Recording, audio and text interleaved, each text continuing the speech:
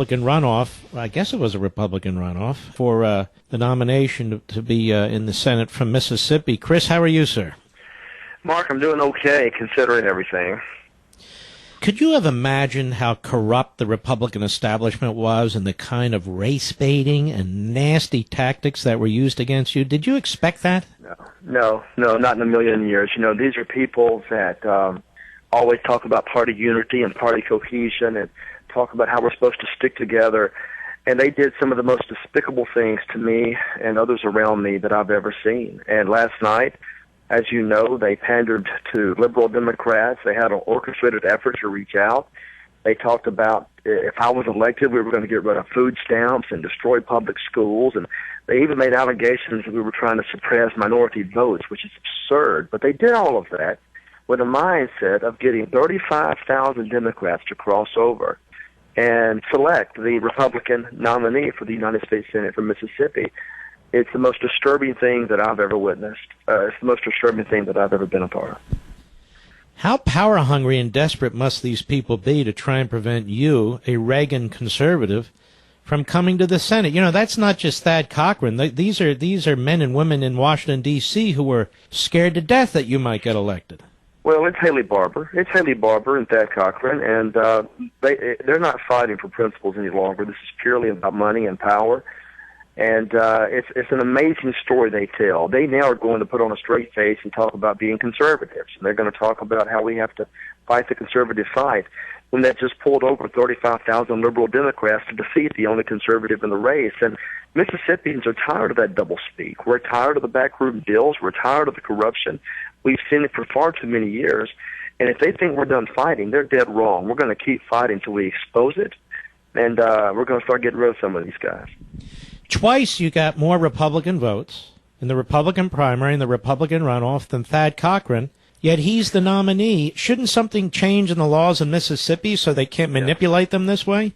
I think so, and Mark, it's worse than you know. The first time we won by roughly 2,000 votes.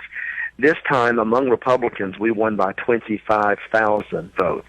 That's the difference. That's a landslide. That's a landslide when you're going up against a 42-year incumbent. Well, it is a landslide. It would have been a landslide, an 8 to 10 point difference in the polls, but for the fact that they reached out and grabbed 35,000 liberal Democrats and orchestrated everything in their power to get it done, including paying people, including paying walkers, including paying people to vote. And we're going to root this corruption out one way or the other. We're investigating it as we speak, and whoever is in the middle of this needs to be exposed. Well, that's what I was going to ask you. You haven't conceded, so what happens now? Well, we haven't conceded. We're not going to concede right now. We're going to investigate. Naturally, sometimes it's difficult to contest an election, obviously, but we do know that 35,000 Democrats crossed over, and we know many of those Democrats did vote in the Democratic primary just 3 weeks ago, which makes it illegal. We likewise know that we have a statute, a law in our state that says you cannot participate in a primary unless you intend to support that primary winner in the general. And we know good and well these 35,000 Democrats had no intention to do that. They'll be voting for Travis Childers in November. We know that. They know that. And so that makes their actions illegal. So we're going to be fighting this. But, Mark, it shows just a serious problem that we have right now in the Republican Party. If we're not a party of conviction, if we're not a party of conservatism, if we're not a party of bold colors, not pastels, I don't understand what's the point. And right now we have people there that are willing to sacrifice every principle in the world for a little bit of power or the almighty dollar. It has to stop. And Mississippi is going to lead that fight one way or the other.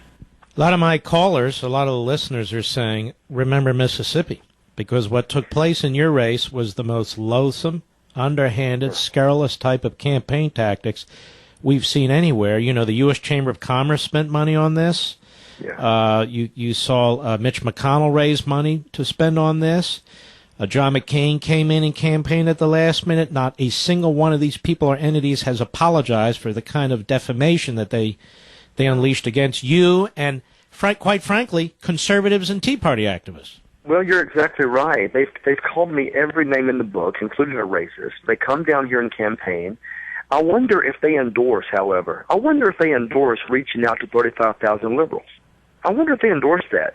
It's funny how they're silent about that prospect, but they knew it was happening, and they remained silent nevertheless.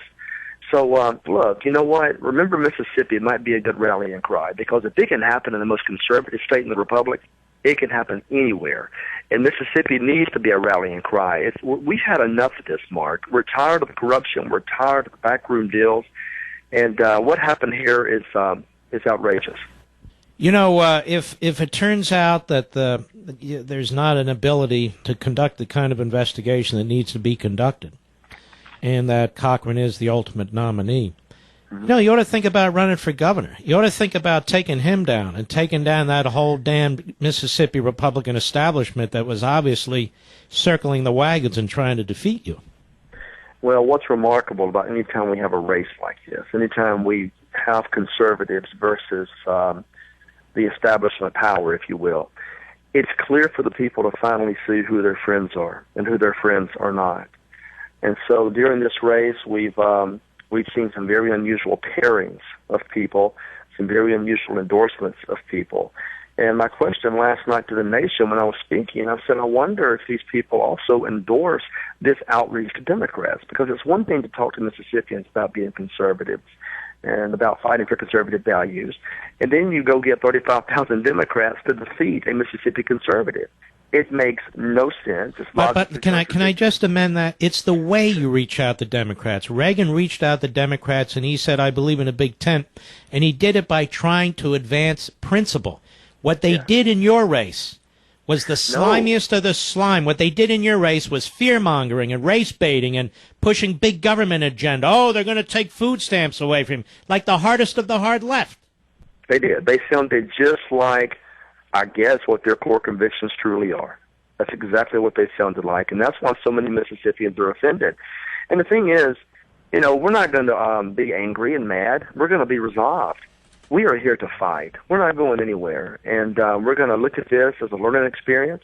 We are not giving up, and we're going to get right back in the field of battle and make a difference. And we anticipate and trust that Mississippians, the 60% of the Republicans last night that supported me, also see this corruption, are also unhappy with it, and will likewise demand change soon enough. Mm-hmm.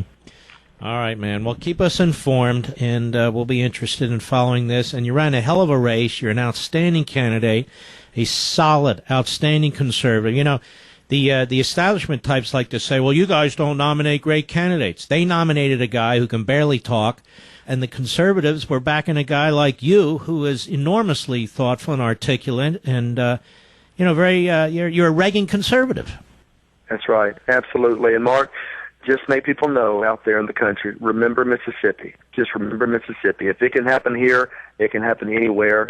It has to change. Conservatives have to learn to fight again. We have to find our backbone again. Hopefully, if anything comes from this, we'll at least be energized and learn from this lesson and fight and change this country. All right, best to you, best to your family, best to your supporters in Mississippi. You did a hell of a thing there, man. You stepped up, and you came up against an incredibly corrupt Republican establishment. God bless you, and good luck. Thank you, Mark. I appreciate it. God bless you. All right, take care.